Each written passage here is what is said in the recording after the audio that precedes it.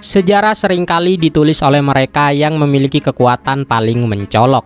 Ketika kita berbicara mengenai siapakah penguasa sesungguhnya di Konohagakure, pikiran kita tentu akan langsung tertuju kepada dua klan legendaris, Senju yang mendirikan desa dan Uchiha yang memegang kendali kepolisian militer.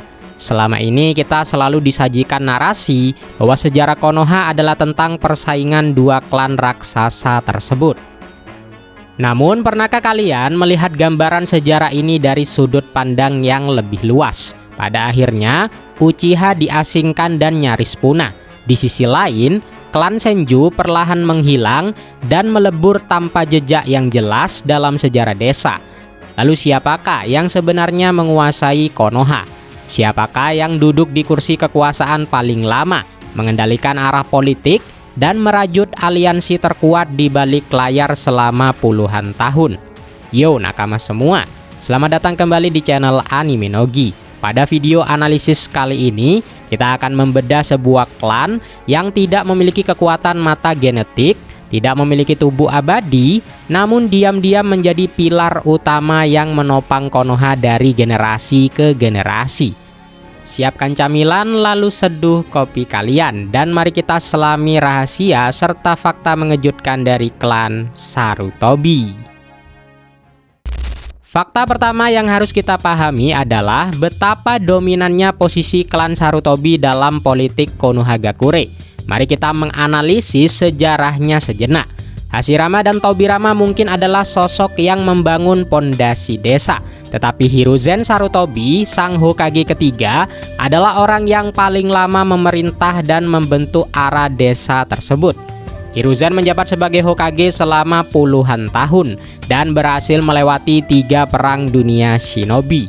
Bahkan ketika ia sempat pensiun dan digantikan oleh Minato Namikaze, Hiruzen kembali mengambil alih posisi tersebut setelah Minato gugur.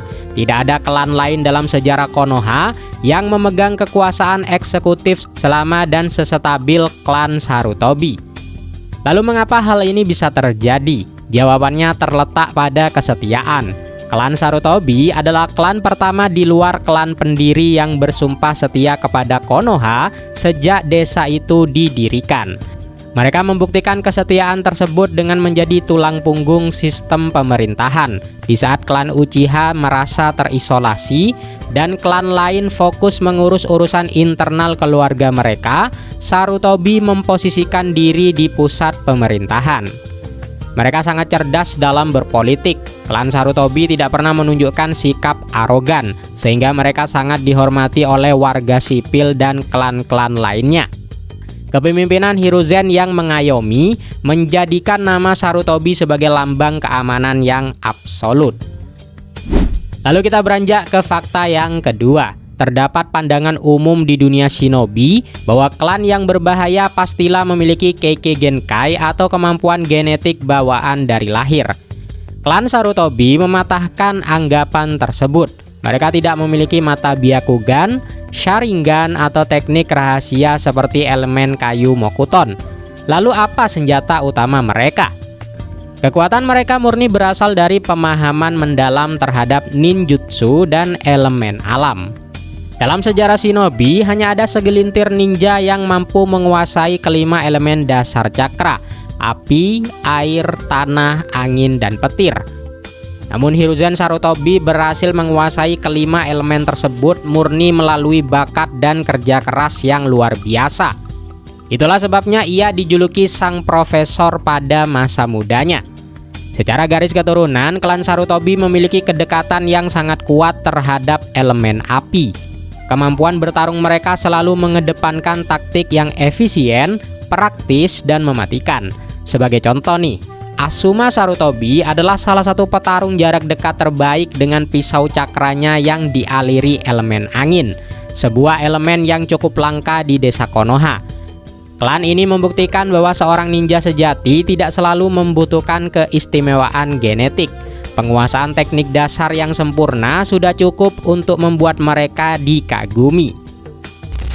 Fakta yang ketiga, ini merupakan detail cerita yang brilian namun jarang disadari oleh banyak penonton. Kalian pasti mengetahui formasi legendaris Ino Shikacho yang terdiri dari klan Yamanaka, Nara, dan Akimichi. Namun tahukah kalian bahwa formasi sempurna ini tidak akan bisa terwujud tanpa campur tangan dari klan Sarutobi? Dalam tradisi desa Konoha, terdapat sebuah sumpah persaudaraan yang abadi antara ketiga klan tersebut dengan klan Sarutobi. Setiap kali generasi baru Ino Shikacho lulus sebagai genin dan diangkat menjadi chunin, perwakilan dari klan Sarutobi diwajibkan untuk memberikan anting-anting khusus kepada mereka. Anting ini bukan sekedar perhiasan, melainkan simbol kedewasaan dan sumpah kesetiaan antar klan. Makna di balik tradisi ini sangatlah dalam. Sarutobi bertindak sebagai sosok pelindung dan pembimbing bagi tiga klan penyokong utama Konoha ini. Hal ini tidak hanya mempererat ikatan emosional, tetapi juga memberikan jaminan politik. Dengan merawat generasi penerus Nara, Yamanaka, dan Akimichi, klan Sarutobi memastikan bahwa kecerdasan intelijen dan kemampuan tempur ketiga klan tersebut akan selalu selaras dengan kepemimpinan Sarutobi. Mereka memimpin desa dengan merajut persahabatan, bukan dengan menebar ketakutan. Berlanjut ke fakta yang keempat. Mari kita bahas makna di balik nama klan ini. Kata Saru dalam bahasa Jepang berarti monyet atau kera.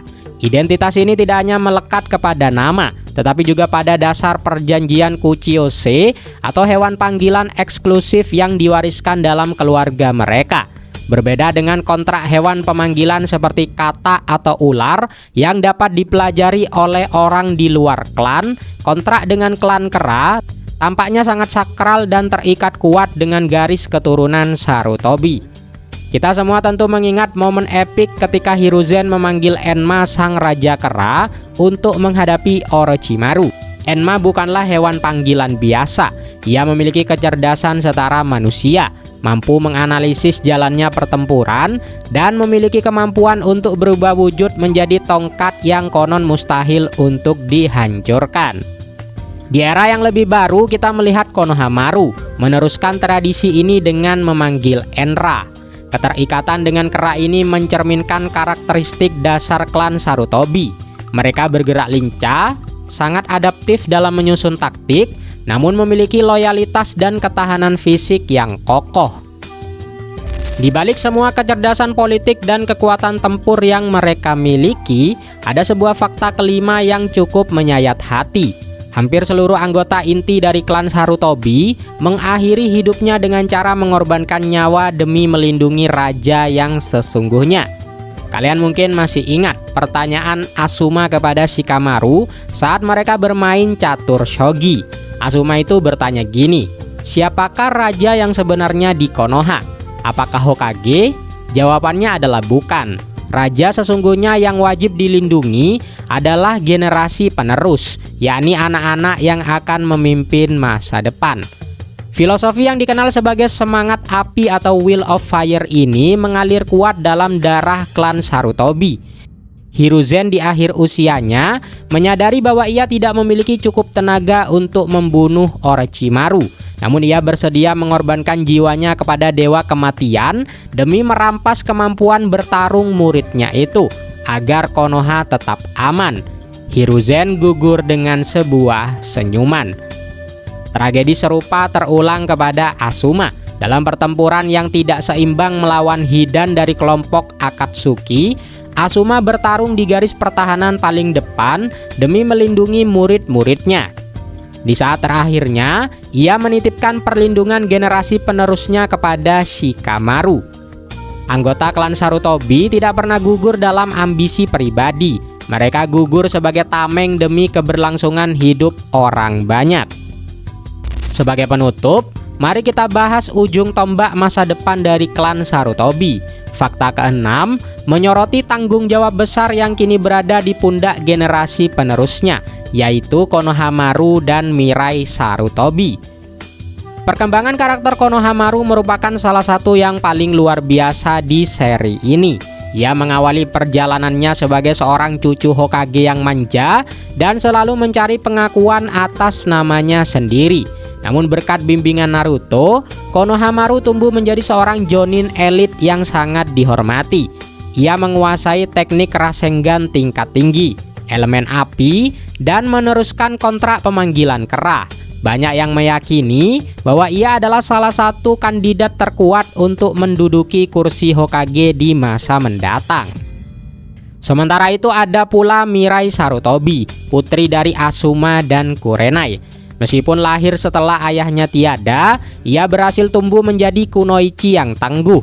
Mirai memadukan kemampuan bertarung jarak dekat milik ayahnya dengan keahlian ilusi atau genjutsu dari ibunya. Eksistensi mereka berdua membuktikan bahwa meskipun generasi pendahulu telah tiada, akar kokoh dari pohon klan Sarutobi akan selalu menumbuhkan tunas baru sebagai pelindung elit desa. Demikianlah kisah dari klan penguasa yang sesungguhnya. Di saat klan besar lainnya sibuk membangun mitos yang diwarnai dengan dendam berdarah, Sarutobi selalu hadir bekerja dalam diam. Mereka membangun sistem desa, merajut aliansi, dan rela mengorbankan nyawa agar Konoha dapat terus berdiri tegak esok hari. Lalu bagaimanakah pendapat kalian nakama? Apakah menurut kalian Konohamaru layak menjadi Hokage berikutnya demi mengembalikan masa kejayaan klan Sarutobi? Atau adakah kandidat lain yang menurut kalian lebih pantas? Silahkan tulis teori kalian di kolom komentar. Akhir kata, Mimin pamit undur diri. Adios.